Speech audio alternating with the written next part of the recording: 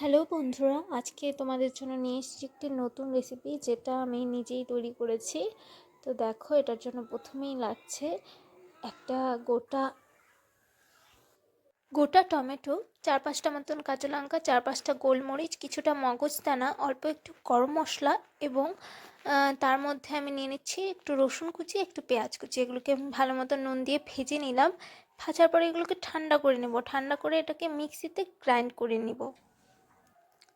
তারপর আমি চলে এসেছি, আমি আধা কেজি দুধের ছানা ফাটিয়ে রেখেছিলাম। সেই দুধের ছানাটাকে ভালো মতন মেখে রেখেছিলাম, সেগুলোকে গোল গোল বড়া মতন করে নেব। করার পরে এগুলোকে একটু হলুদ আর নুন দিয়ে মাখিয়ে কড়াইয়ের মধ্যে তেল দিয়ে একটু করে ভেজে নেব। সুন্দর লাল লাল করে ভাজবে, যেন দেখতে ভালো লাগে।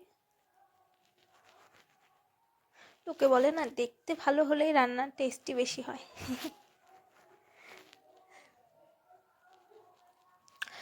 দেখো, আমি এবার কড়াইয়ের মধ্যে একটুখানি ফোড়ন দিয়ে দিলাম, শুকনো লঙ্কা, গোটা জিরে এবং তেজপাতা। এবারে আমি দিয়ে দেব চৌকো করে রাখা কয়েকটি আলুর টুকরো এবং তার সঙ্গে আমি দিয়ে দেব গ্রিন মটরশুঁটি। হ্যাঁ, গ্রিন মটর দিয়ে ভালো মতো এগুলোকে ভেজে নেব। ভাজাটা হয়ে আসলে আমি এর মধ্যে মিক্সিতে গ্রাইন্ড করে রাখা মশলাটা দিয়ে দেব। মশলাটা একটু ধুয়ে দেবেন। এরপর একে একে আমি এর মধ্যে একটু হলুদ, নুন, জিরে গুঁড়ো, ধনে গুঁড়ো দিয়ে দিচ্ছি।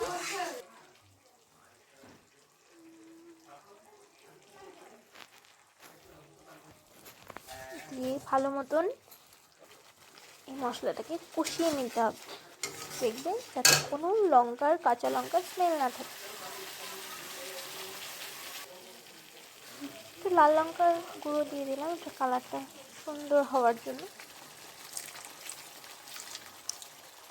মশলাটা কষিয়ে আসলে আমি এর মধ্যে আরেকটু জল দিয়ে ফুটে আসলে এটার মধ্যে আমি সেই বড়াগুলো, ছানার বড়াগুলো দিয়ে দিলাম।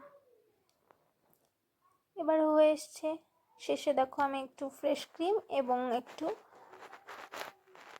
কসুরি মেথি অ্যাড করে দিচ্ছি, দিয়ে নামিয়ে নেব।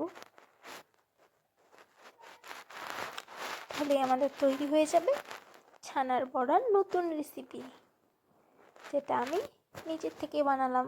তো তোমরাও ট্রাই করতে পারো।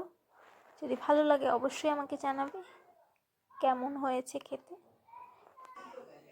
যদিও আমার মনে হয় এটা রুটি, পরোটা অথবা ফ্রাইড রাইসের সঙ্গে বেশি ভালো। থ্যাংক ইউ সো মাচ ভিডিওটা দেখার জন্য।